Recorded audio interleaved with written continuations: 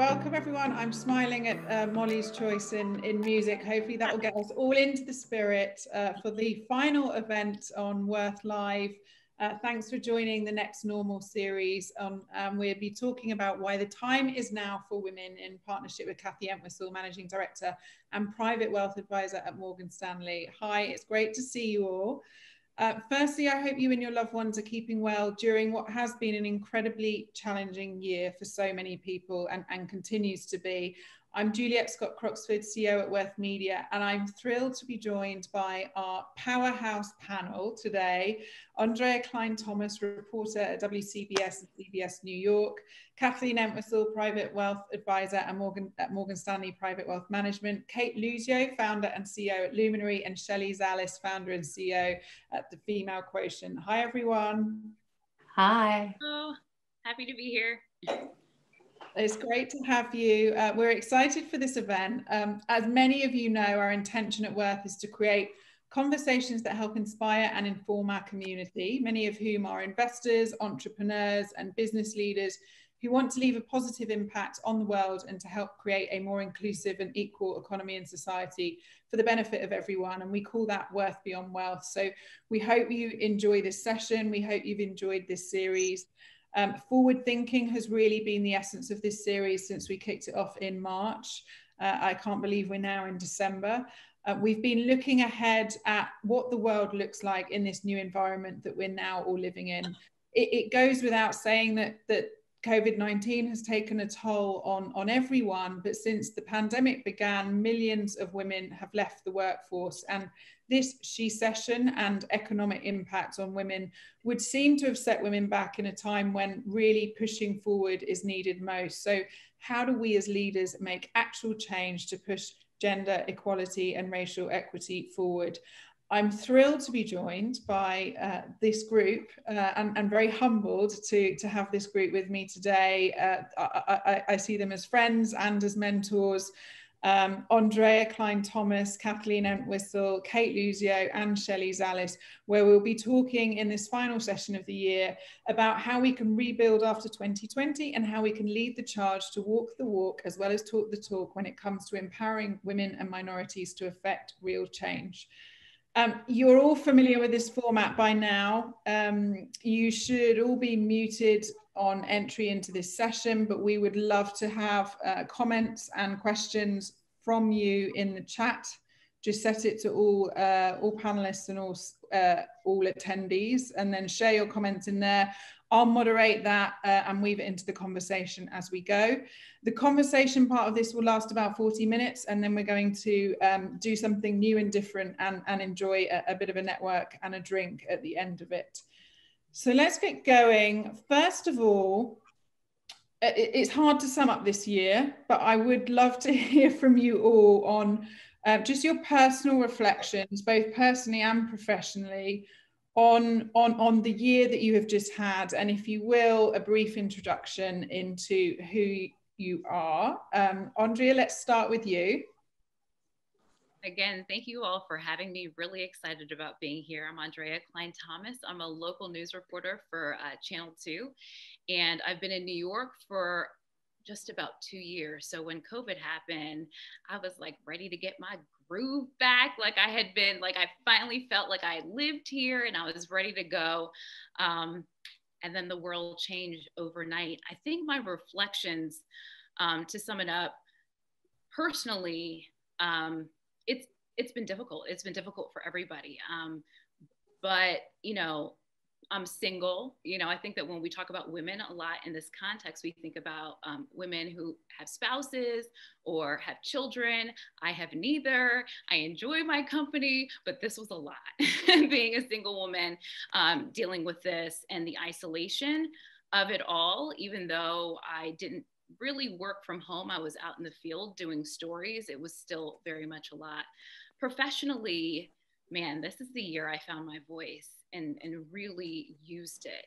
And so it made me realize that I was very much in my lane. very much exercising my passions. And I had a platform to tell the stories that I've wanted to tell for so long. And now the audience was ready to listen. So it's been a mixed bag this year. I'm happy to make it to December in this way. And I'm really excited about what's ahead.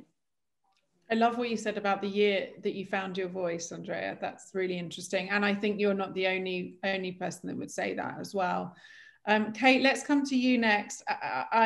Obviously, we've been in touch regularly this year. Share, if you will, just your sort of trials and tribulations of Luminary and continuing to engage your community there. Yeah, so I kind of like Aundrea, and I think actually, Aundrea, the last time I saw you was that we did an event at Luminary with you and in person. So, you know, when we hit the pandemic in March, we were barely over a year old as a company after I left 20 years of banking. And I will tell you that first couple of weeks, I was like, what the hell did I do? Why did I leave banking? Why did I leave such a great career? Now I'm in the midst of this pandemic.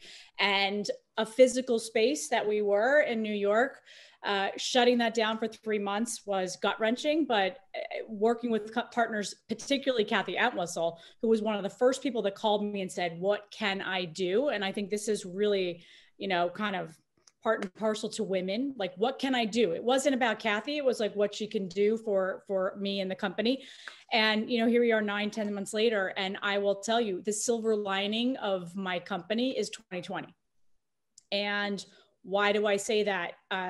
You know, we were serving hundreds of women in March. We're now serving thousands of women.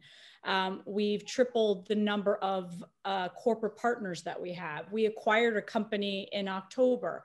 I've hired 10 new people.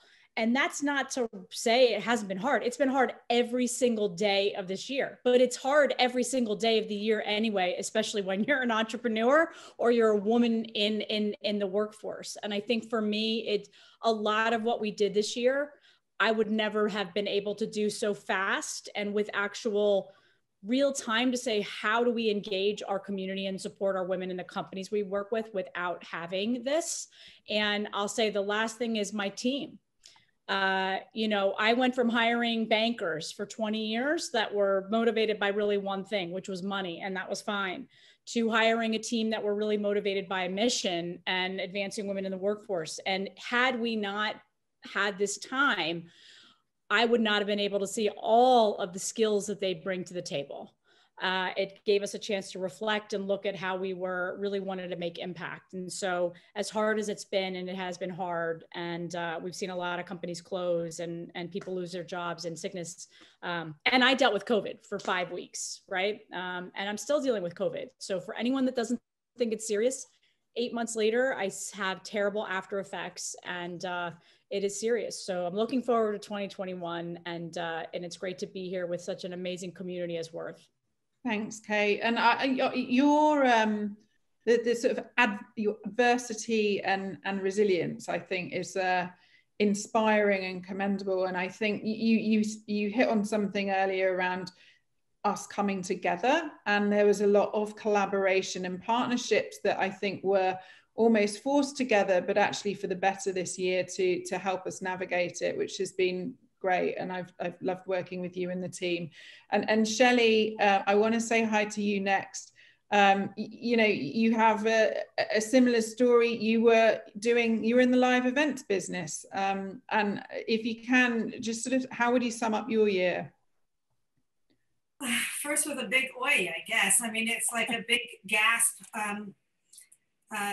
to start. And so I'm Shelley Zalis, the CEO of the Female Quotient. And I think it's everything everyone has said. It's been a year where you can look at what's wrong and the negative, or you can do what we did, which was pivot with positivity and proactivity. 99.9% of our businesses pop up live at live events. Pre-COVID, we were doing 70 live events across every industry in over 100 countries. So, you know, my suitcase was packed. It was a Mary Poppins bag. I just kept pulling things out, and, you know, and I never checked luggage. So it was just always packed, and we were always on. And all of a sudden COVID hits. And the first realization was equality cannot stop. We have to keep the conversation going, and we need to, more than ever before, create the actions. And we all know that COVID disproportionately impacted women, women of color in particular, and primary caregivers, especially with children under the age of 13, because we added another dimension to this work-life balance crisis that we were already in, to now being homeschoolers, and you know, the stress, mental health, all-time low. So we made a very conscious decision. We're 30 full-time people at the Female Quotient. We share the good, bad, and the ugly. We operate with full transparency, and we said we've got an option. We need to think about cash flow liquidity and cash flow runway. First thing we said, because if we want to keep going, we need to figure out how to not think about just 2 months, but it might be 9 months, who knew? And by the way, now it's going to be another year.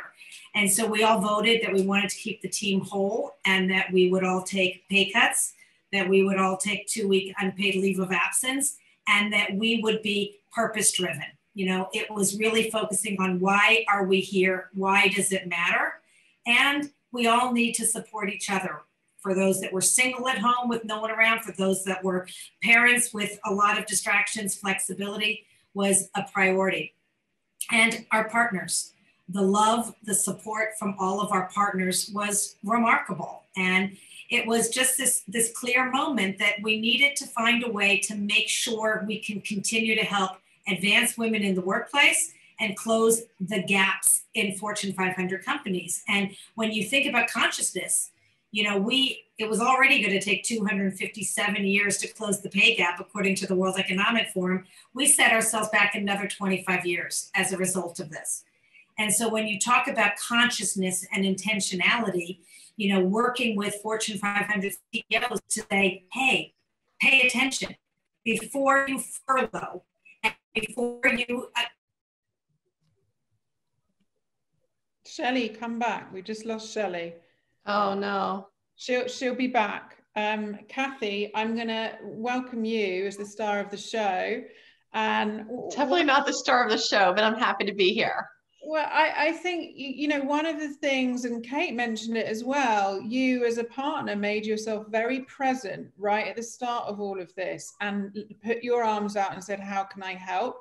And I would agree with that. And I think, you know, given your role, how has 2020 been for you, both personally and professionally? Because you've seen so many people go through so many incredible challenges, right? Yeah, no, this is true. 2020, I think, like for everyone, it's been difficult. It's been a test on our resilience and our ability to figure out how to move forward and things like that, for sure. But I think, you know, for me, it's always about being human first. And I think really, I mean, you and Cate, I had developed a really nice friendship with over the last year. Now it's been almost 2 years.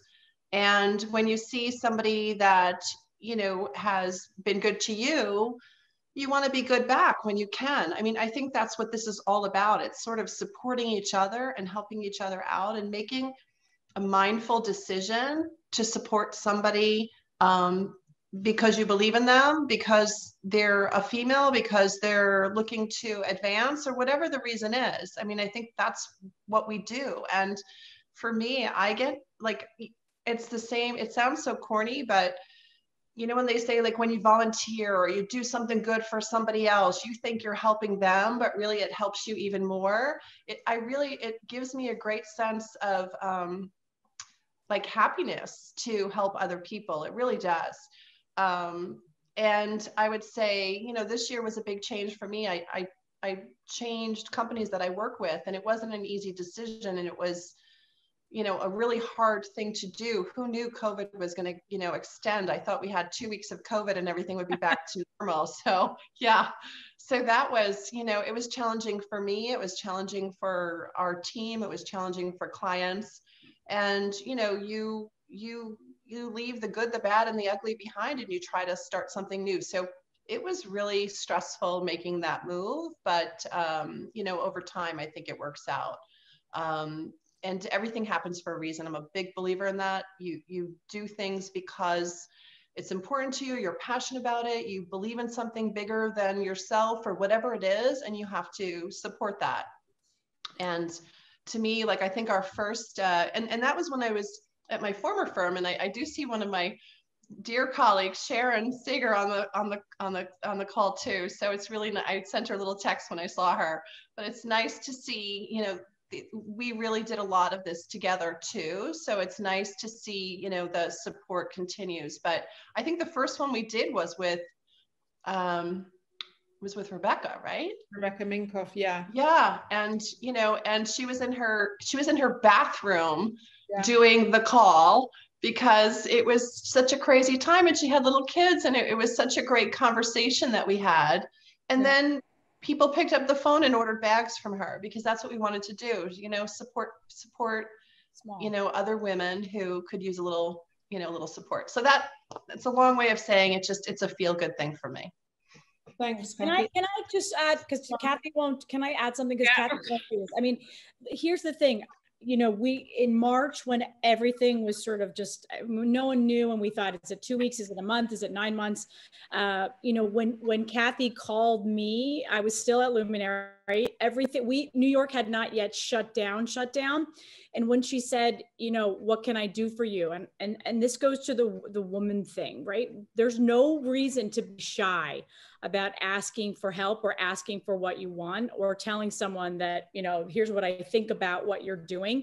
And Kathy, you know, I was probably in that downward spiral of what are we going to do with the company? How am I going to survive? People were canceling, right? Because they didn't know what was happening. And I think, you know, that one phone call can make all the difference in a company. And so for anyone watching or listening, this is so important, I think, for women, right? We watch men do it all the time. There's no shame in it. And I just, again, it's so important, whether it's good times or bad times. And Kathy, thank you. And I would just add to that, like, it makes all the difference, I think, for you as a company, but also as a leader as well, because sometimes those calls, you know, that is what you need to hear. And you're absolutely right. It's not something that always comes easy to us. So I would second that. Shelley, welcome back. Thank you. I'm glad I came back as part of the power of collaboration, because I just kept thinking, you know, Madeleine Albright says that women that don't support other women deserve a place in hell. And we actually say women that support other women deserve a place in heaven. And that was, to me, as you know, Cate said, the silver lining was also, we've always believed in the power of collaboration, helping one another. 1 + 1 is 11. But now more than ever, when we saw businesses closing, female small business owners closing down, and women in the diversity, inclusion, equality space, this is when more than ever, there is no such thing as competition. We are better together. And historically, we've been doing the same thing in silos. And so when you see all of us coming to say, how can we help? What can we do to pick up the pieces? We are already funding this initiative. Come on board. That is beauty. That's power.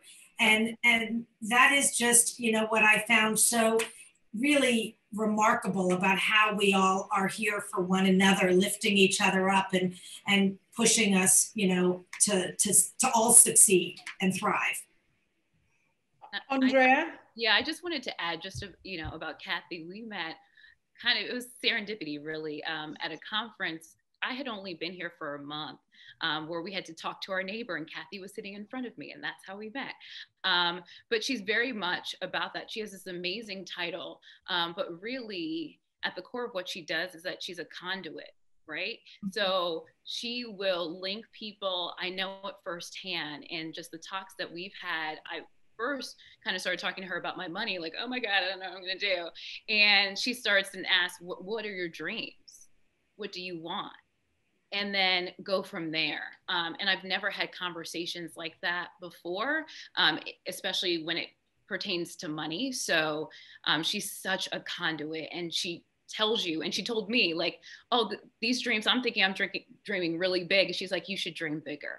And that matters. It really, really matters. So Kathy. And Aundrea, you do the same. So I'm sorry, it's like, I totally forgot. So when we were reopening as part of phase 2 for Luminary, I reached out to Aundrea and said, hey, listen, they're going to cover tons of restaurants, and they should, but we're a small woman-owned business. Do you know anybody that are covering the reopening strategies when we have phase 2?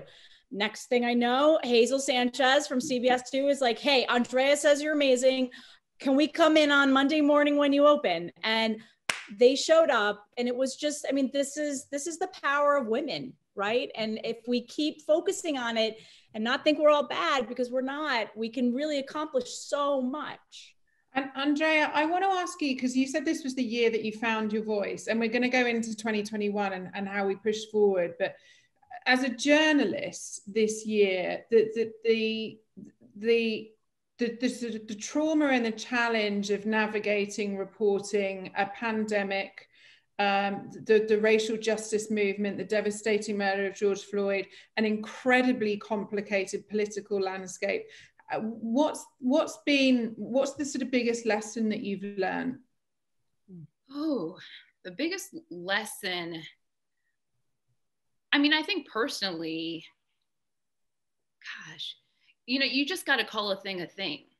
You know, I think the lines of what is objectivity is not getting both sides, because if one side is false and is not rooted in truth, it does not have merit, right? And I think that journalism was tested in new ways. In terms of my experience, I always said that I was mindful of my mental health, but after this year, I was fiercely protective of my mental health. And to be quite honest, I had to increase my therapy starting in June, when everything just started to explode, because you don't often report stories that you're experiencing at the same time, right? And so, but I used that as fuel to pitch stories that were nuanced, right? So the story is, oh, well, people are protesting for day 15. And my story was about corporate responsibility, and corporations are saying all these things, but I know that's not the experience of their employees of color inside the walls. So what should that look like? And speaking to one of the, what are there, 4 or 5 Black CEOs, and talking to him about how he's navigating this movement that's very personal for him, but he's also in this rare air. How do you set an example? You know, so I was doing like nuanced things that would not come naturally in the coverage, but because I was there, I'm like, no. This is something that we need to look at, that a segment of our population can identify with, that we need to make everybody understand. So that's why I saw it as an opportunity while it was extremely painful. And I think Kate just said it, but I think your reporting and coverage is amazing. I want to talk about walking the walk, and I think all of you as leaders are people that don't just talk the talk, but you walk the walk when it comes to a more diverse, inclusive, equal economy and society for the benefit of everyone. And whilst this year has been so tough on so many levels, and Shelley, you mentioned it, that the impact that it's had on women globally has been devastating.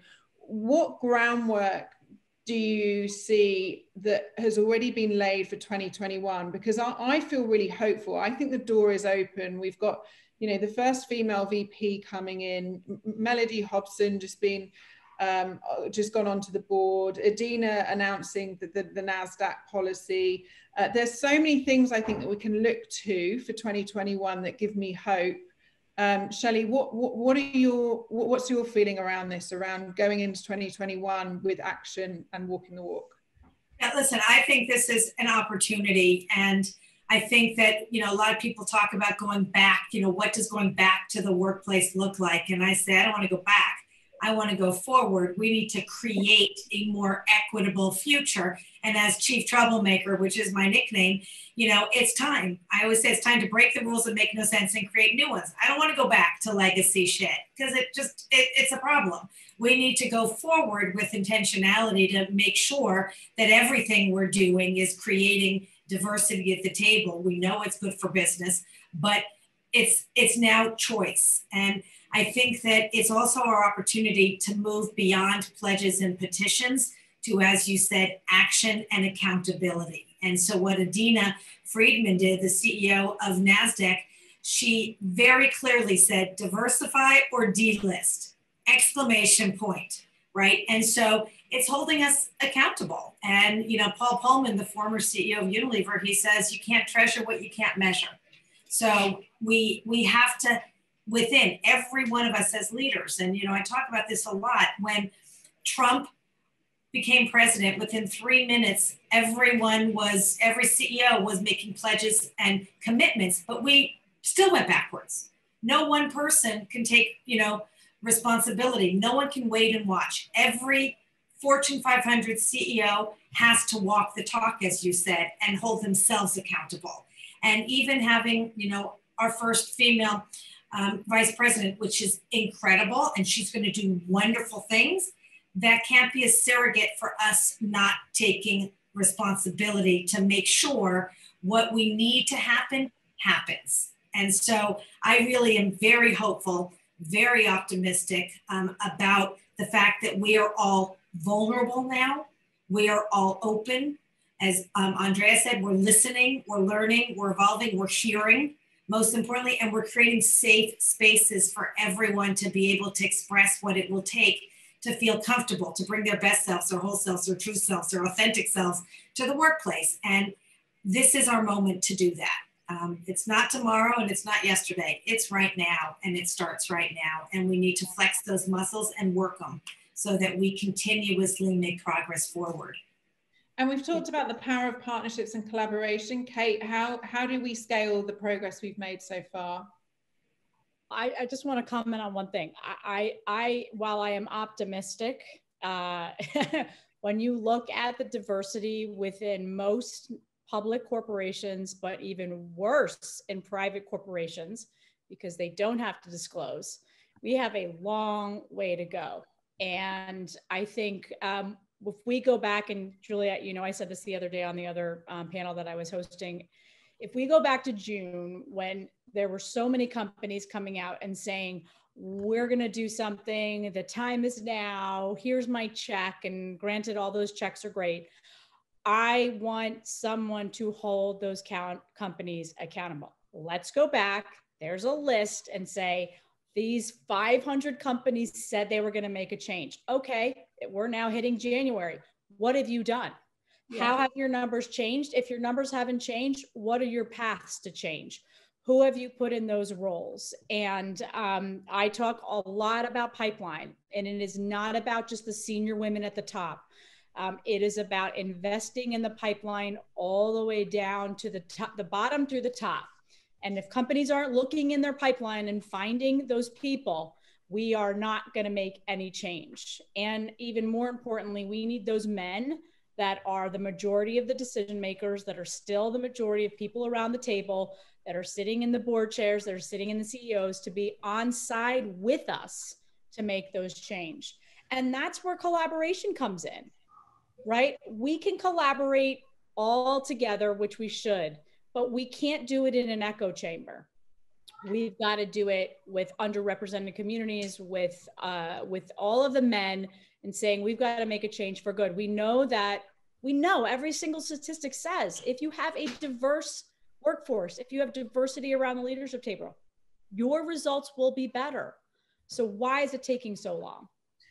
I can agree more, but and also Lily said what gets measured gets done, and it does. And I think, well, whilst things like the NASDAQ announcement are great for progress, there's also this piece around, you know, just being the only on a board or fixing it at that level doesn't necessarily drive an inclusive culture. And so as leaders, I think you've got to go beyond just making that one hire, and you know, just making that one hire, both from a company point of view and a talent point of view, I think it isn't going to get to where we need to get to.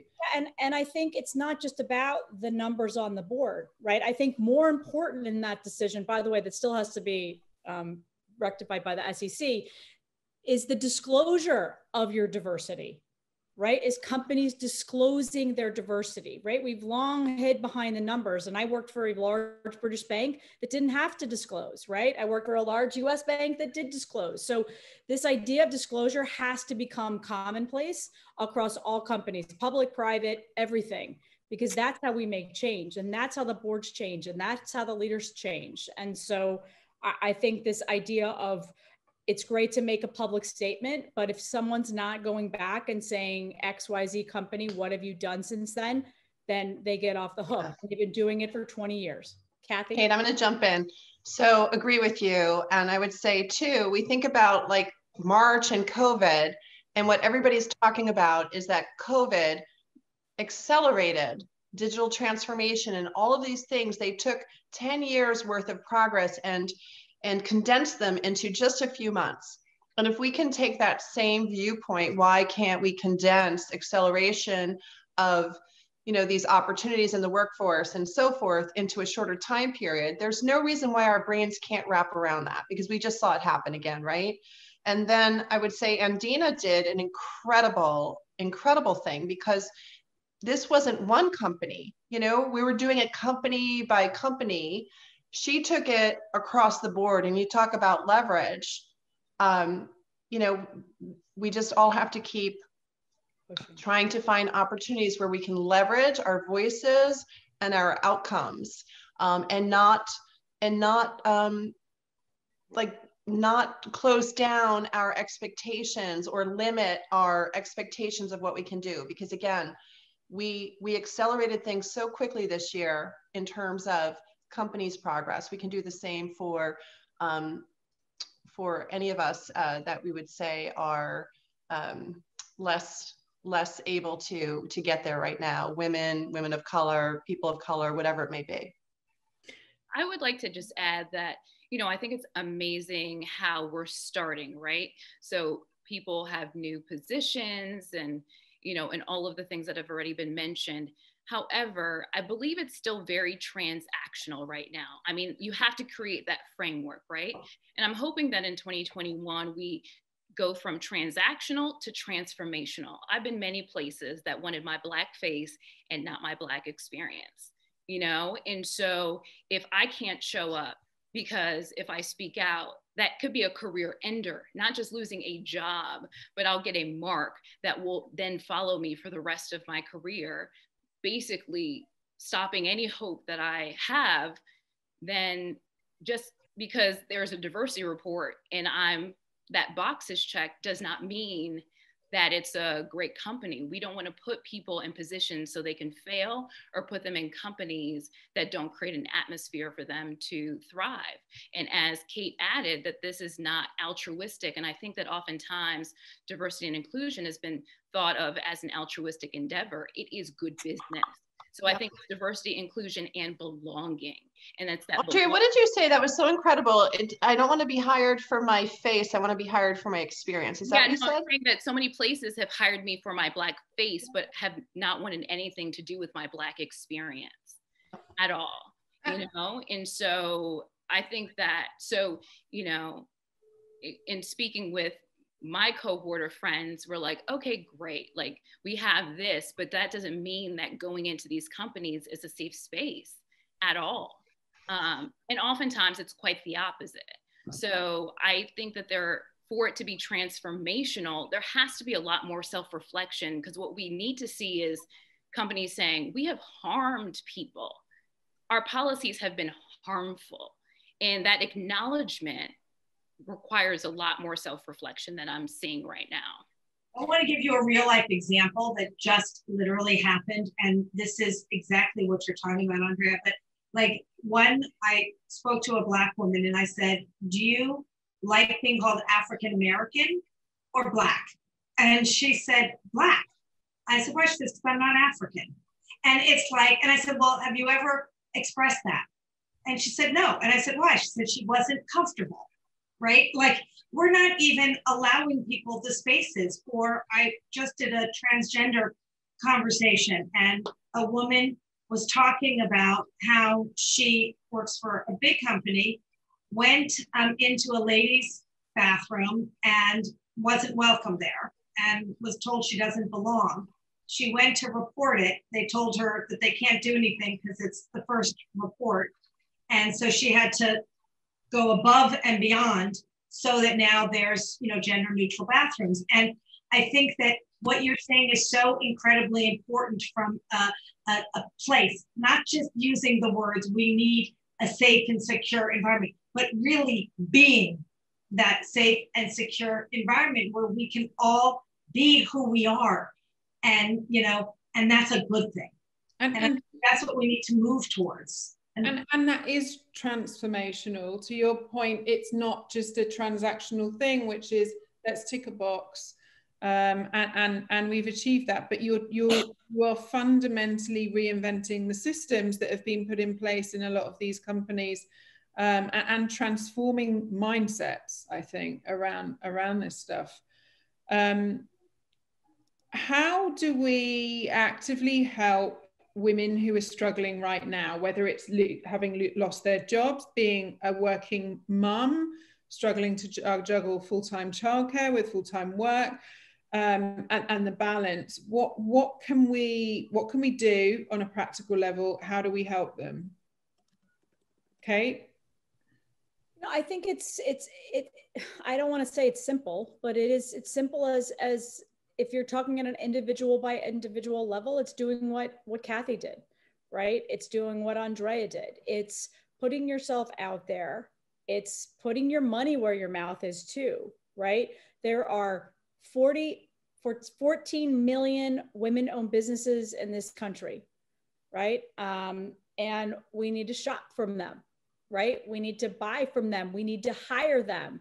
We need to demand when they're not on a client team or your banker or your accountant that there's somebody that reflects who you look like, right? Or that, you know, the customer is always right. I mean, you heard the other day, you know, anecdotally, how many companies put out these campaigns that aren't even talking to women. They're talking about women, but they don't even know the first thing, right? Whether it's woman of color, et cetera. So I think it can be, you've got companies that have a responsibility to do more for the women and their pipeline. And I think on an individual basis, we can make small decisions. Good example for this whole holiday period, I only shopped from women founders. I was going to say that the power of commerce and voting with your wallet, okay, I think that's a really powerful one, which is so practical as well. And it's the power of your vote, right? It's your voice. To Aundrea's point, it's finding your voice. And if your voice is with your dollars, then do it, right? And if it's your voice that's working in a company where you're not seeing other women, and I think it's Elise who said something on there about women not supporting women, right? I've seen it my whole career. I spent 20 years in banking, right? And I've seen it worse in the last 2 years where I'm working in Women for Women. So I really think that if you see something, say something. And if you're in a room and a woman that you know's name should be mentioned, mention it, right? Advocate for others, speak up for others. That's how you create change. And that's how you bring voices to people who don't have a voice themselves. So it can start with you. It can start from the bottom. It starts from the top. It's got to be throughout. I'm very passionate about this because I've seen it so many times. And this year, if it's taught me anything, is I don't really care if I hurt your feelings. If you're doing something that I don't think is right, I'm going to say it. Yeah. There's someone that's watching, Elise, who's going to connect with you, Kate. I saw that. Happy to. I think sharing stories is so important as well. I mean, I think that the more you know and the more you share, I think it is incredibly important. I think what we are also finding in COVID is flexibility, flex schedules.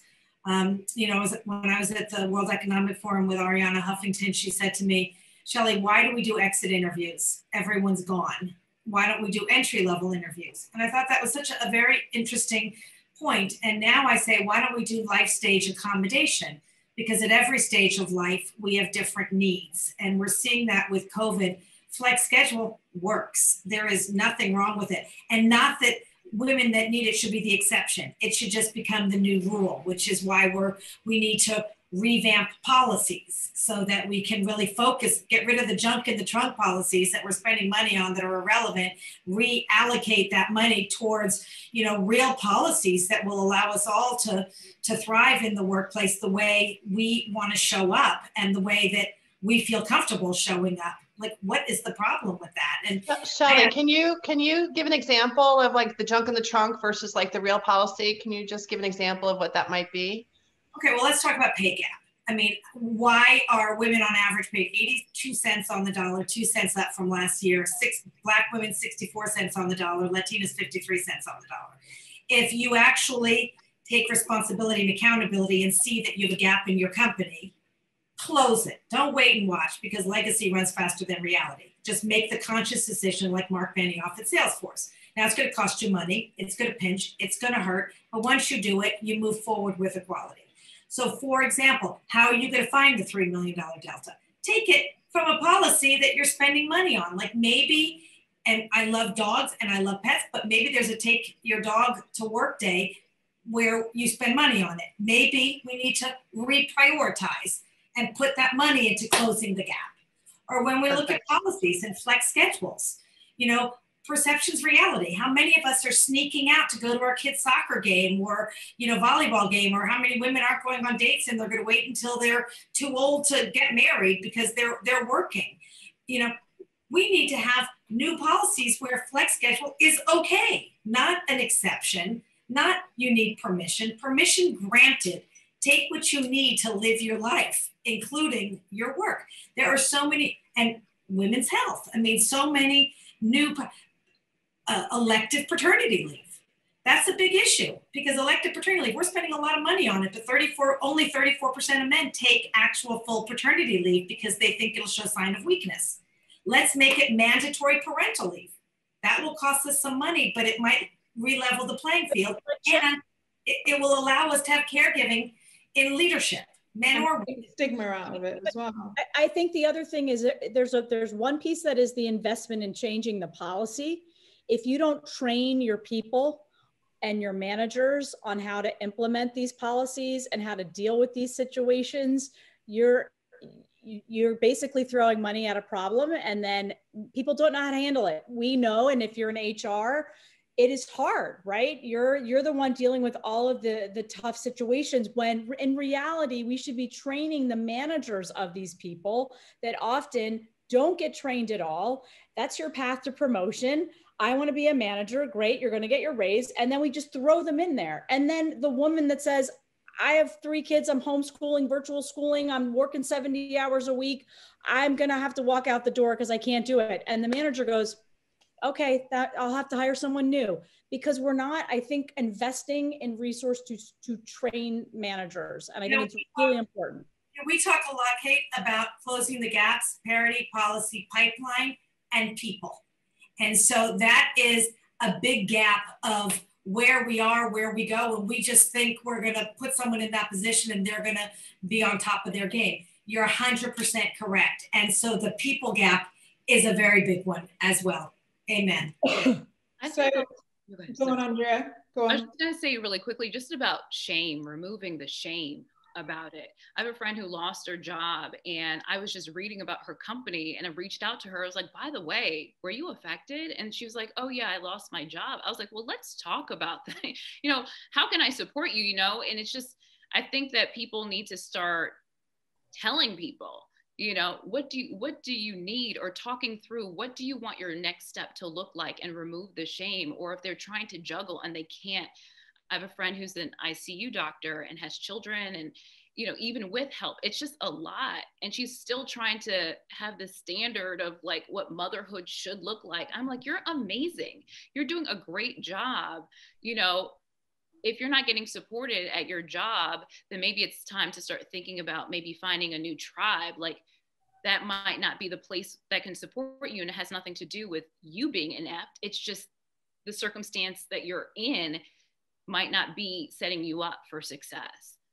We're going to move on to our networking part. Before we do, I want to just hear from all of you on fast forward 6 months from now. What is the conversation that we should be having around women and gender and racial equality? And what do you hope what do you think we should have achieved in a year's time?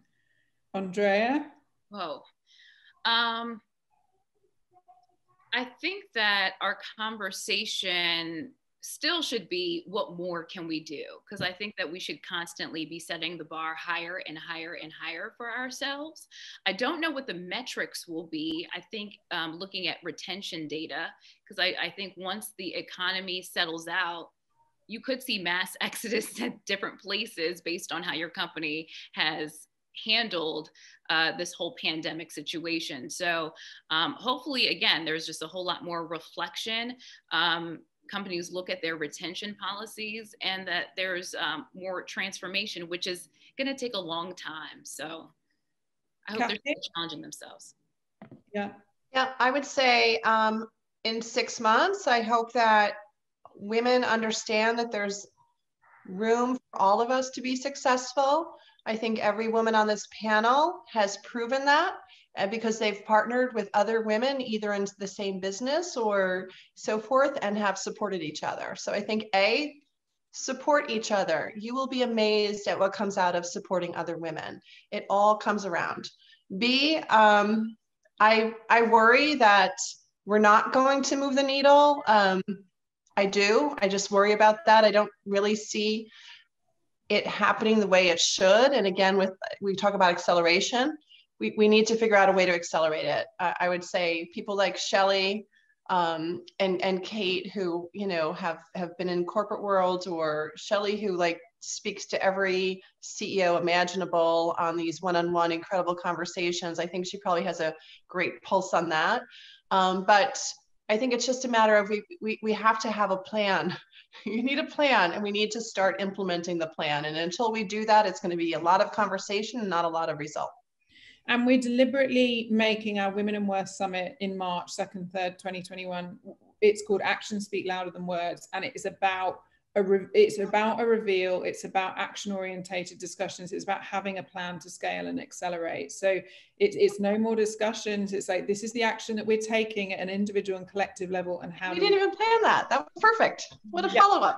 I know. Shelley? I would say equality is a choice. Unconscious bias is an excuse. If you use the word unconscious, you're conscious. And once you're conscious, you either can do something or not. So, we have created an entire toolkit of taking excuses off the table. Measure it, find out where you are. We don't do any pointing fingers and shout outs and putting anyone on the defense, because from an equity position, everyone's starting in different places, and that's okay. I just want to see us all be better and, move forward. And I'd love to see leadership that is empathetic and feels with their heart before they think with their head. So we go from transaction to transformation, because it is a step change. And I would love to look back in 6 months and say, wow, look how far we've come. And progress. I don't think we're going to be perfect. There is no such thing as perfection anyways. But we have the power, the responsibility, the passion, and as Cate said, the purpose, the why. Companies need in the next 6 months to find the why. And then they need to live and breathe by that principle if they truly want to attract, retain the best talent, and have diversity at the heart of who we are and what we do. Thanks, Shelley. And Cate? I will echo everyone's the same, but here's what I'll say. We have more than a million women that have left the workforce in September. That is abysmal. It's staggering. So we've got to get those women back into the workforce. Whatever that looks like for them, we've got to get the 25% of businesses that have closed that are run by women back into the workforce, whether that is reopening their businesses or in new jobs. And that is a responsibility of all of us to make sure those women that have been let go, have had to leave their roles because of home care, elder care, whatever the reason, we've got to get them back into the workforce. That's, for me, that is singularly what I'm focused on, and working with companies to make sure they are hiring women, especially those that have been impacted. Cate, I heard something the other day, and I know we have to go to breakout, but I just wanted to share this because it was so amazing. But my girlfriend, Eve Brodsky, she used the word, we're being forced out. Yeah. We're not opting out. We don't have an option. And she's so forced out because we have to opt out. And she also talks about all this caregiving as invisible work. So we need to make the invisible visible so that we can also account for it. So I just wanted to do a shout out for that because I thought it was really clever. Amazing. You're all, it's been an incredible discussion. We need to do this again in 6 months' time and revisit what we said and see where we are at. Aundrea, Cate and Shelley, thank you so much for such an important discussion. And a special thank you to you, Kathy, for your support this year and for being a partner on this series. And most importantly, thanks to everyone that has supported us throughout all of the events this year. We'll be back on January the 7th. As a special close to 2020 in this session, we invite you all to join us now in our private party room on a platform called Sophia. It's an interactive virtual networking space, and the Sophia founders, Emma and Vish, worked with the Harvard Innovation Lab to do this. They were actually on one of our Next Normal events a couple of months ago. It's a really special place, and by clicking the link that Molly will now include in the chat, you simply enter your name and your details to enter. And it works on proximity. So if you're a little avatar, and if you get within a few steps of anyone in the room, your video and microphone will automatically pop up and you can start chatting. So we hope you'll take this opportunity to mix and mingle with those that you haven't seen in a while, as well as make some new friends. And Molly, our producer, is on standby should there be any issues. But thank you all so much, and please come and join us in this new space for some more discussion and chats, and we will see you very soon. And wishing you a very happy and healthy and safe holidays as well. Thanks, Juliet. Thanks, Juliet. Yeah. Awesome.